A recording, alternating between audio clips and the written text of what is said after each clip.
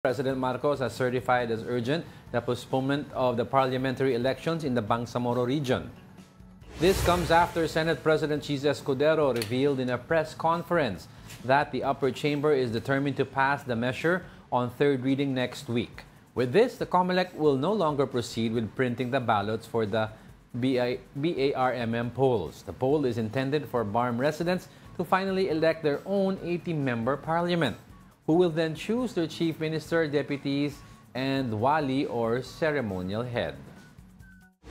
Ang pangunahing rason ayon na rin sa security officials natin ay para hindi masyadong manipis yung pagkakalatag ng security forces natin kung isasabayan sa panahon ng regular elections. Pangalawa, para mabigyan din ng sapat na panahon ng BTA kung sakasakali, kung pagpapasahan nila, na i-reallocate yung itong seats na dapat nasa sulok na nawala bungsod ng Supreme Court decision.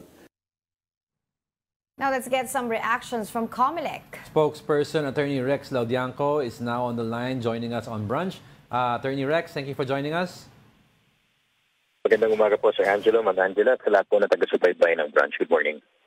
Right. Okay, go ahead. Can you give us a background po, Attorney Spokesperson, bakit po pinapapostpone ulit ang BARM election and setting aside yung pag-sign ni President Bongbong Marcos ng urgent certifies itong bill na to, ay ano po ba ang damdamin ng COMELEC dito? Una po sa lahat, yung pong pinagmulan nito ay yung issue po sa desisyon ng Korte Suprema kung saan inalis po ang lalawigan ng Sulu sa BARM at dahil po dyan nabawasan ng 7 yung magiging members of parliament. Supposedly po kasi 40 mula sa regional political party representatives, 32 para sa legislative district representatives nila at 8 para sa sectoral representatives. Yung pong 32 naging 25. So ang question po una dyan, tumutupad pa ba yung gagawing halalan sa dapat na 80 na members ng parliament? Tumutupad pa ba sa original na organic law? So yan po yung una. At nakita rin po namin yung pag-aalala at pangamba ng ating Senado, yung security preparations, yung bigat ng paghahanda sa pagsasabay ng ng national and local elections po. Kami naman po sa parte ng COMELEC, tagapagpatupad lamang po kami ng batas. Kung ito po talaga ay magiging batas, wala pong problema kasi yung sistema naman po natin ay dinagdag lang natin ito. Pangalawang balota sila, hindi po tayo maapektuhan. Pero lilinawin po namin na imprenta na po namin yung BARM national and local election ballots pero yung parliamentary ballots po ay pinagpaliban namin pansamantala yung pag-iimprenta para kung maging batas, hindi po tayo masayangan ng balota. Yeah, Attorney Rex, if matuluyan na ma-postpone yung election na ito, ano po ang magiging implications nito? Opo, nakikita po namin dun sa mga original, nakita namin draft ng bill parang sometime in October po yata malilipat. Maganda naman po yun, una dahil hindi nasabay sa barangay NSK elections dahil alam naman po natin yung magnitude din ng BSKE. National elections din po yan, wala lang automation.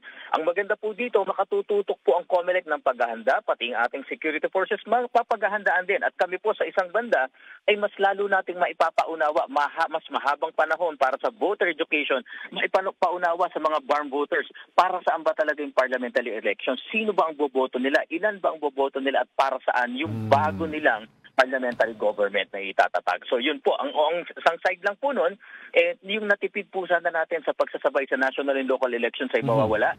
Kakailanganin po natin ng bagong pondo para po magsagawa ng hiwalay na parliamentary elections. May kaugnay lang ito. No? You said, pondo, magkano po ang, siyempre nakapag-print na kayo, no? Magkano po ang naigasta na for this supposedly? Wala pa po. Wala Hindi pa po tayo okay. nakapag-imprenta ng parliamentary ballots. Hinuli po namin yan dahil nung nakita nga po yung development. Yung national po ang na-print. Okay. Po namin, Opo. Sa pagtatansya po namin sa isang hiwalay na halala na ganito kalaki, malaki rin po baka po gumastos tayo ng mga around 2 billion po dyan. Wala pa po kaming opisyal na pagtataya, ihihintayin po namin ito kapag talaga pong sigurado na yung batas. Okay. Spokes, this is not the first time na nagkaroon ng postponement ng eleksyon dyan sa BARM. The first one is 2022, if I'm not mistaken, during the COVID-19 pandemic, and then ito po pangalawa na. So ano po ba, sa hanay po ng mga tao doon, ano po ba yung implikasyon nito sa kanila? Kasi iba po ay medyo may mga negative na reactions po sila dito po sa desisyon na ito, sa magiging desisyon na ito. Opo, Ma'am Angela, Sir Angelo, alam naman po natin talagang sa mga ganitong issue, nahahati po talaga. Pero sana po, ano man po ang opinion natin sa bagay na ito, tignan natin ano ba yung pinupunto ng ating mga mambabatas. Bakit ba talaga ninanais at bakit na-certify ng ating Pangulo na urgent? Tignan po natin yung mga dahilan. Kasi yung mga dahilan po na yan ay maaring ganong kabigat talaga na nangangailangan ng hiwalay na halalan, security preparations, yung pagpapaunawa sa mga kababayan natin sa BARM para saan pang parliamentary elections. Kasi tignan din po natin, handa na ba silang bumoto? Alam na ba nila para saan naalala na to? At higit sa lahat, mas na-solve na ba, na-resolve na ba yung legal issue dahil nga po sa pagkakatanggal ng 7 posisyon na nawala po mula sa sulok. Yung 6 months po na proposal po sa mga batas na yan, I just don't remember kung which is which, kung sa Congress ba yun o sa Senate, na 6 months preparation or 6 months postponement. Ito po ba ay sapat ng preparasyon para naman po sa hanay ng COMELEC? Sapat naman po, ang COMELEC naman po, within 5 to 6 months mula ng enactment ng law at may sapat na pondo, kaya po namin gawin yan. Dahil po ang mangyayari po, ibubuhos namin ang lahat ng resources namin. Ganun din po yung ating security and law enforcement partners. Lahat po, pagtutulong-tulungan namin yan, sa isang banda, mas magiging mas maayos po ang paghahanda. Okay, Attorney, taking this opportunity na rin, no? Ano po ang update natin regarding yung reprinting po ng ballots? Are we still on track sa schedule? Opo, tuloy-tuloy po. In fact, nagpa-update nga po kami kanina. Nakita namin na marireach na po natin yung 1.5 million ballots a day. Hindi po kasi pwedeng biglain niya. Kinakalibrate po ang makina. Nasa 1.4 million na po tayo. Kaya inaasahan namin bukas o sa mga susunod na araw, marireach po natin yung 1.5 million ballots production per day. At sapat po ito para maabot namin yung deadline namin na second week ng April for the completion of ballot production. Okay. And also taking this opportunity na rin po, we'd like to ask yung updates po on yung pinag-uusapan na regulations with regarding for yung sa pagde-declare ng talent fee ng mga influencer na sumusuporta sa mga kandidato. Opo, yan po yung talagang titignan po namin at sabi nga po ni Chairman Garcia, bukas ang COMELEC sa pakikipagtulungan sa BIR dahil alam naman natin kumikita sila dito. Alam naman natin direktang pangangampanya ito. Kaya yun po yung mga sinasabi niya ng ibang dahilan, talagang suriin po natin. Kasi alam naman din po natin ang influensya ng mga influencers na ito. They really drive the trend. Kaya po kasama po ito sa babantayan natin at sisiguruduhin natin mag-comply sila sa regulasyon ng batas, particularly sa Statement of Contributions and Expenditures. Oo. Ang tanong din po dito, Spokes, kung meron na daw po kayong regulations or guidelines regarding this bagong pagsasabi nyo nga po, kautusan regarding the talent fees ng mga ng influencers sa social media. Kasi ang isa pang sinasabi nila, baka magkaroon ng mga implications na baka mamaya yung isang influencer na to hindi naman talaga siya hinire. Siya ay talagang, kumbaga, if ever talagang bukas lang yung loob niya na gumawa ng content para dun sa isang kandidato. Opo, meron na po tayong nakalatag na tinatawag nating Implementing Rules and Regulations sa Fair Elections Act. At in fact, generally, saklaw na po sila dito. Kaya lang nga po, gustong tutukan ni Chairman Garcia ng mas madiin tong bagay na to. Tama po yun, pwede naman talaga yun na walang bayad. Pero dapat po, nire-report yan. Dapat nakikita natin yan. At nandun po yan, dun sa magsasabi na patunayan na wala talagang ginastos at ito po ay libre, kumbaga free of charge na ginawa niya. Attorney Rex, I'd like to ask also na with regards to yung sa boost sa loob ng apps ng mga posts ng mga candidates like for example sa Facebook, sa TikTok kasi may boosting doon for every content na pinopost mo. Kasama po ba ito sa kailangan i-declare nila after the elections with regards to campaign expenses? Kasama po. Kasama po kapag ang boosting ay ginanap po sa loob ng campaign period at ang na-boost ay campaign material o anything patungkol sa isang kandidato, kasama po yan sa idedeklara ninyo bilang expenditure. Dahil ang Facebook po may kasunduan na kami, kasama po yan sa ire-report nila sa amin na naging kontrata ninyo at ginawa ninyo. Yun naman po sa mga pagla-live po, live na campaign, e-rallies, wala pong problema yung makakatanggap ka ng mga stars at iba pang gifts kung galing yan sa mga supporters mo. But you have to declare this as part of your contributions. May monetary value. Okay. Pero may bawal po, Sir Angelo, Ma'am Angela. Siya naman po, bawal mamigay ng anumang gifts na kahit na dun sa social media platforms dahil we'll consider that as vote buying po. Kasi sa vote buying, anything of value ay kinoconsider na vote buying. So in other words, kung ang candidate naman ay nanood ng isang live content ng isang influencer at namigay siya ng stars or kailangan i-count din yun as expenses?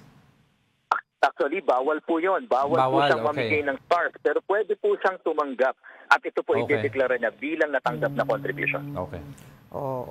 Ayun, siguro dagdag na lang din po spokes doon po sa partnership nyo with TikTok kasi nakalagay po doon sa isang provision if I'm not mistaken yung tungkol sa AI na kailangan daw po pa magpo-post kailangan i-declare na AI generated. Can you explain that to us po? Tama po, ito po'y parte ng ating Resolution 11064 kung saan ang paggamit ng AI, though hindi binabawalan, ay kailangan pong i-indicate yan. It's either mag-watermark ka or magkaroon ka ng notice na in-enhance yan, ginamitan ng AI. Ito naman po ay para sa tinatawag nating truthful elections sa transparency sa pangangampanya. In fact, ang kagandahan po dito, ang nagtutulak po mismo nito ay ang ating social media platforms dahil sa kanilang panuntunan na hindi dapat magamit, hindi dapat maabuso ang kanilang platform sa fake news, disinformation at misinformation at maling paggamit ng AI. So hindi po pinagbabawal, i-declare po ninyo, wala po dapat maging problema yan sa ating regulasyon. Lastly, spokes, nabanggit nyo na rin fake news, yung mga mis- and disinformation campaign na talaga naman laganap ngayon sa social media. Nakita ko rin po doon na kayo po ay makikipag-partner sa 20 fact-checker organizations. Sino-sino po ito? Sa ngayon po, binabalangkas pa po namin yung magiging ka-partners po namin. Pero uunahin na po namin yung fact-checkers po na involved na dun sa ating social media platforms ay katuwang na po namin sila. So nakikipagtulungan na po kami dun sa social media platforms at ginagamit na po nila yung kanilang agreement sa fact-checkers. So ito naman po ay maaari pang madagdagan dahil meron po mga lumalapit at meron din kami tinitignan na maaari natin maging partners para lang po mapatupad natin ang katotohanan, katapatan sa halalan. And lastly, Attorney Rex, baka may reminders po kayo sa mga kababayan natin na this campaign period at may nakita silang anomalya or anything out of the ordinary, how can they get in touch with the COMELEC? Who can they talk to? Opo, i-report lang po nila sa COMELEC ang nakikita nilang maaring paglabag sa ating mga regulasyon, sa ating mga batas panghalalan. Alam niyo po, tumatanggap po kami kahit anonymous at kahit po makilala namin kayo doon, ang promise po at ang ating COMELEC po, hindi namin i-disclose ang information nyo. Ituro nyo lang po sa amin kung sino, saan, kailan naganap ito, saan makukuha ang ebidensya dahil kami ang kukuha ng ebidensya, kami ang mag-iimbestiga, kami po magsasampa ng kaso at kami ang magpo-prosecute. Hindi po kami papayag na malagay kayo sa alanganin, kaya po huwag kayo matakot magsumbong sa COMELEC.